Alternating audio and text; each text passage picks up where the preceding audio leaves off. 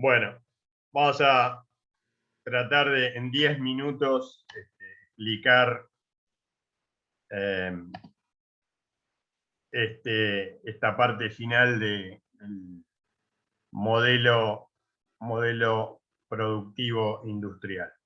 El análisis que nos faltaba era el del factor trabajo. Dentro de este modelo, lo que habíamos visto era el factor tierra, el factor capital, y con el impacto del capitalismo, lo que saltaba a la vista es que había otro factor que era el factor trabajo. Según Adam Smith, este, la remuneración sobre el factor trabajo tenía que ser una remuneración de subsistencia. Es por esto que Marx, cuando llega a Londres, hace un análisis del sistema capitalista, solo para estar en contexto, digamos, el capitalismo nace en 1776 y Marx empieza a escribir en 1860, con lo cual estamos hablando casi un siglo después. Entonces Marx analiza este sistema productivo y lo que dice es que en este modelo, tanto el factor tierra como el factor capital son elementos inertes, ¿no? O sea, no generan per se un resultado, una ganancia. Por lo tanto, es de este proceso productivo en donde se genera valor, esa adición de valor, esa plusvalía, termina siendo remunerada al terrateniente o al capitalista, ya que justamente Adam Smith lo que dice es que al trabajador hay que pagarle un salario de subsistencia. Salario de subsistencia significa poder vivir nada más, no poder convertirse en capitalista ni en terrateniente. Por lo tanto, de aquí lo que surge es esta idea de que nunca ese trabajador va a poder tener algún tipo de ascenso, al menos un ascenso económico o un ascenso social. Entonces, en este contexto, Marx lo que dice es que en verdad la remuneración del factor trabajo debería ser toda la generación de ese agregado de valor, de esa plusvalía.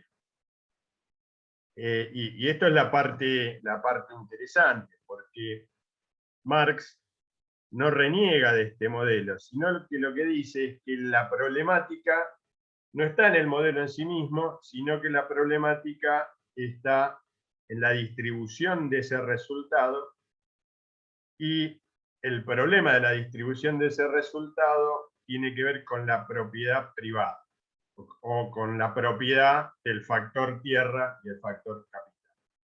Por lo tanto, la propuesta marxista es que estos dos factores de producción, tierra y capital, no tengan dueño, o que el dueño sea el propio Estado.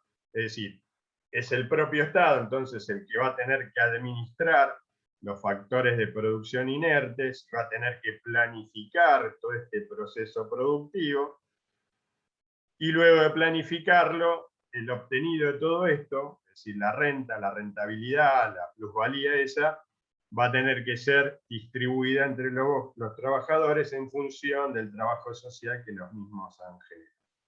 Más o menos es esta la teoría marxista. Pero lo interesante de esto es que este modelo, ya sea en un país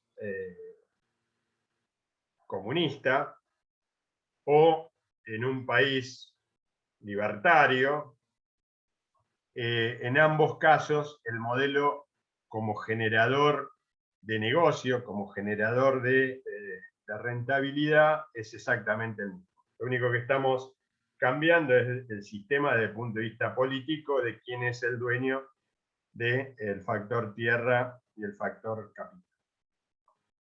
Ahora bien, para poder entender y para poder saber si va a haber una rentabilidad de esto que estamos asistiendo, lo que tenemos que tener es un sistema de registración. Ese sistema de registración es la contabilidad. Básicamente es la contabilidad. Contabilidad es el principal sistema de información dentro de cualquier ente, y la contabilidad de costos es una contabilidad específica que tiene que ver más con este proceso industrial, con este proceso productivo. Tengamos en cuenta que la contabilidad tiene más de 500 años y estos procesos productivos industriales tiene 250. Es decir, la contabilidad existía antes que el capitalismo. Y la contabilidad de costos nace un poco con estos sistemas de producción industrial.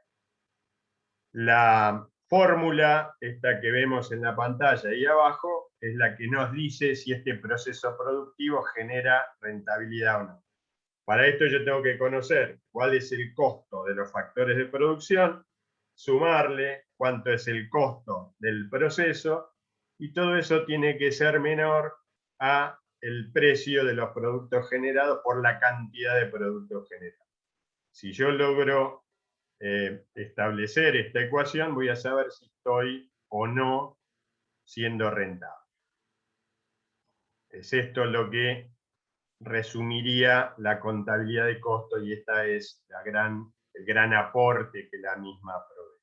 Entonces, ahora cuando veamos los sistemas de costos, estamos apuntando a dilucidar justamente de qué forma calculo el costo de esos factores de producción.